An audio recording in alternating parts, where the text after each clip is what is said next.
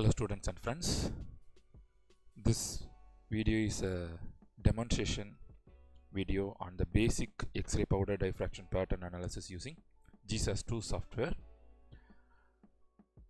In this video we are going to see only the semi-quantitative phase analysis, which means we are going to deduce the unit cell parameter of your compound from the pattern, and also we are going to confirm the phases present in your material. Okay, for that we are going to use the software called GSAS2, which is an open source one. So if you open the software, first you will see three windows. One is GSAS2 main window, that is your GUI window. Second one is GSAS2 plots window. Here you will see the plot, X-ray diffraction plot, and in the plot we can do some manipulation, some operations. And here this is a bash window. The bash window is here used to show the process steps of your software. So first, to do the analysis, just go to import and go to powder data and press guess format from file. If you don't know anything about the file format, okay, you don't need to bother about any file format. You can directly go to this option and you can open the file whatever you want. Maybe I'm opening 1.asc, so it will ensure you whether this is what the file you want to read or not. I'm going to press yes. So immediately I just got the X-ray diffraction pattern in my plot window. So first thing what we have to do is, for this particular demo I'm going to limit the range of the pattern from 20 to 80 for the quick demo purpose alone. And one more reason is, within this 2 theta range itself I have at least 5 peaks for the semi-quantitative phase analysis. Means for the semi-quantitative phase analysis you need to have at least 5 peaks. Okay. Next thing is I'm going to move to the background, and here I would like to fit the background manually. So I'm going to add the background points myself. So I have selected fixed point and add, and then I'm coming to the plot window. I'm going to zoom or magnify the background, and I'm going to add the background points manually.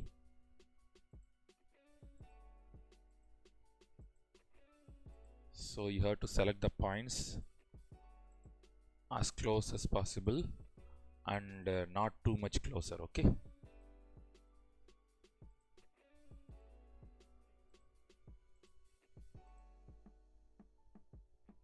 Like this.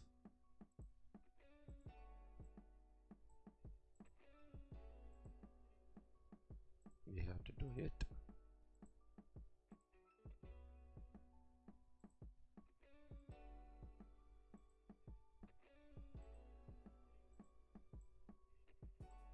So I have selected the background points throughout my data, and next the polynomial function what I'm going to use to fit the background is Chebyshev polynomial, and later on I'm going to change the order of the polynomial. First, to start with, I'm going to start with 8 coefficients.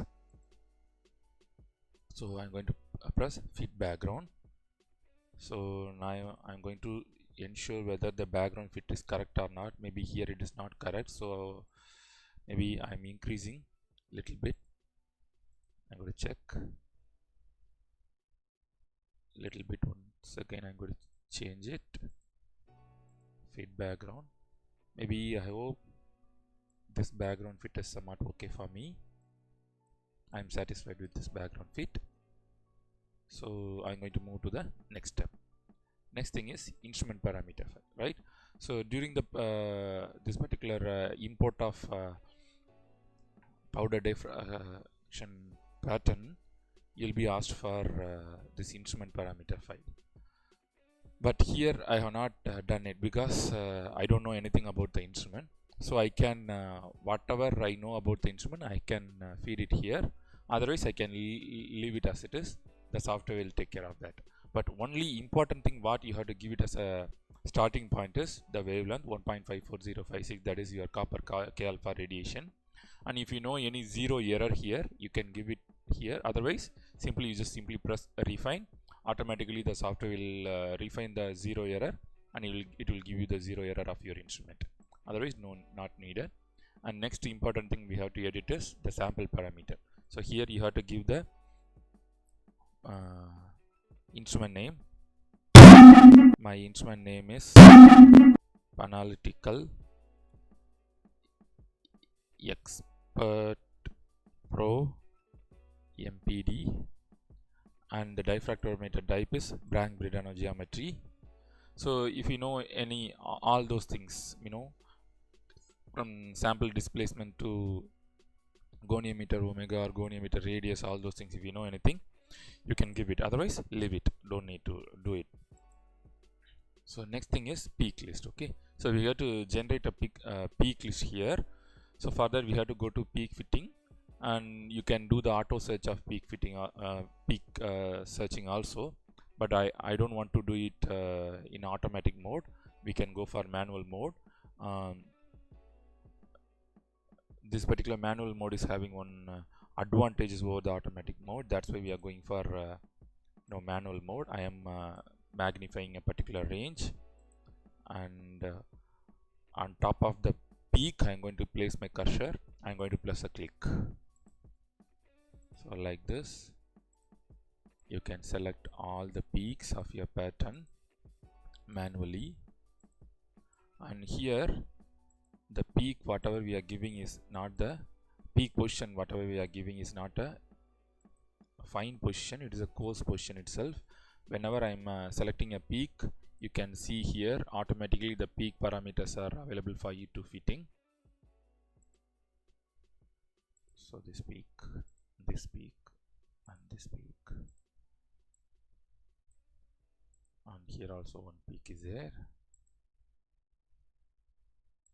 Okay, so we have selected mostly all the peaks, and first thing is here we have to fit the peak. I told you already, it is a coarse position of the peaks, and we have to fit it to get the exact position of the peak. So press refine and press vary all.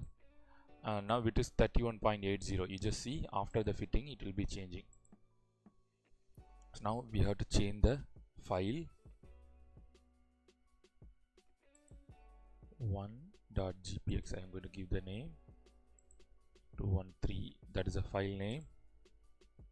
So now I am fitting the peaks. Now you just see 31.8060. I am going to do it again. That's it. Now I am going to fit the sigma values. Peak fit. See the RW value is getting decreased. It should be below 10. Peak fit.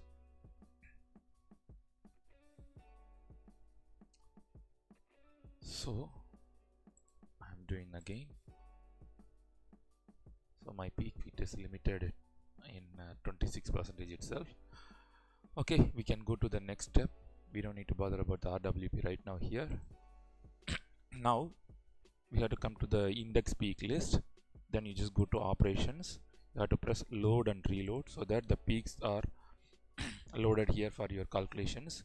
And here you just see the peaks are not indexed now, and HKL, all the HKL values are 000 alone. Okay, later on if you do the indexing, this particular here also some tick marks are going to be there, and all the peaks are going to have a unique HKL values assigned to them. Okay, so next we are going to move to the next thing, that is the indexing page, that is unit cell list.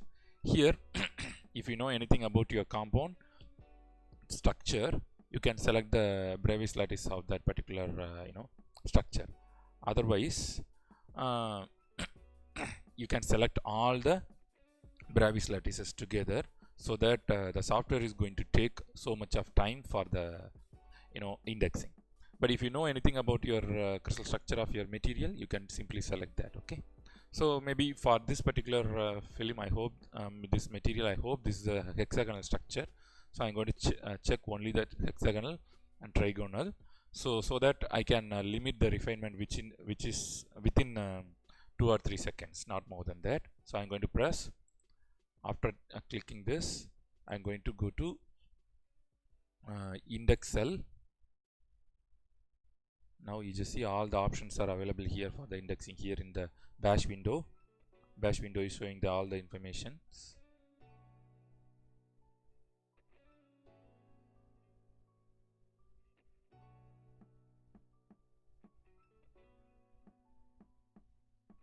Now you just see we have got some result. Okay, so now you have to select your candidate out of this indexing results.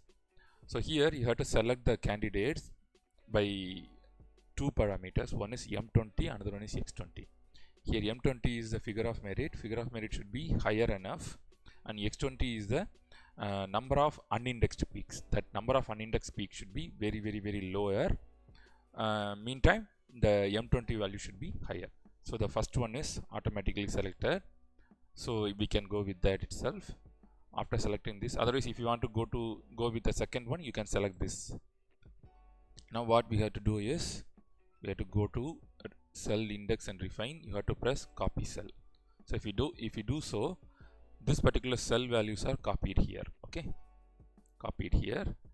Now we have to give a tick mark to the refine, and now you have to select the exact space group of your material. How to select the exact space group means, here the calculated and experimental peaks are there in your plotting window, right? The calculated peaks are the dotted lines, and the experimental peaks are these blue lines. Okay, blue lines. Here 1-to-1 correspondence should be there in between these two. For example, I'm changing this particular space group here. You just see now, here the experimental peak is there, the blue color line. Here the calculated peak is there, right? But both should be exactly matching, like this peak very near to 57. One peak is there, right? So that peak is experimental peak, and calculated peak, both are matched for that. And here it is not matching, means here one calculated peak is there. For this there is no any experimental peak, and here one experimental peak is there. For this there is no calculated peak. Okay, and the same scenario is there for this peak also, which is there at 2 theta of 36.448. So we have to select the space group, options for space group. Don't worry that for this particular Bravais lattice only not more than 20 or 30 possibilities are there. So you can select one by one, and you can check it yourself whether which one is exactly matching. Maybe I'm selecting this like this, so you can select each and every one. So maybe for this particular compound, I hope that this is P63MC. Now you just see, if I press the P63MC, you just see all the peaks are matching 1-to-1, right? Okay, both the calculated and experimental peaks are matching to each other, so that my space group is P63MC. So after selecting this, what you have to do is you have to refine the zero offset value by going to cell index and refine, and press refine cell. Now this particular value, what is that? 3.24934 and 3.20524, that is nothing but your unit cell parameter with the volume of 47.595, and this particular HK ABC value is exactly for your compound. Okay, and one more thing is the crystal structure is hexagonal, and space group is P63MC. Okay, now if we have done the indexing, now you just go back to index peak list. Now you just see all the peaks are indexed automatically, and the HKL planes are also assigned for a peak. Okay, the unique HKL values are assigned for the peaks. Now using this ABC and alpha, beta, gamma value, we are going to find out what is my phase present in my pattern. Means we are going to do the phase identification. Okay, for that I'm going to move to the AMCSD database.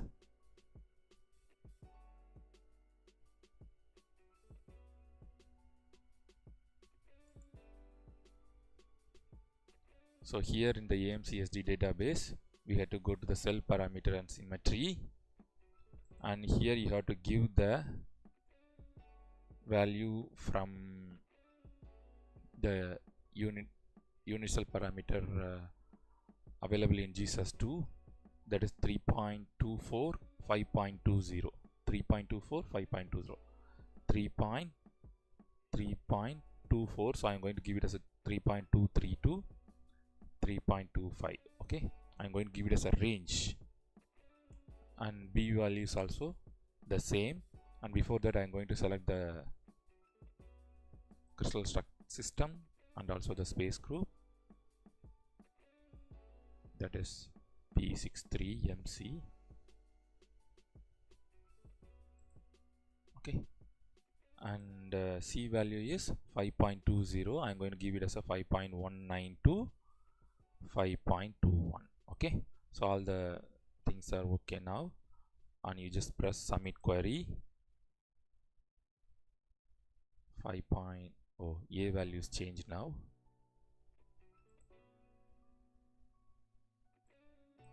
.232 3.25. so you have to do a checking here, that is hexagonal. So A is 3.23, B is 3.23, and C is 5.19. okay, now you just have to press search.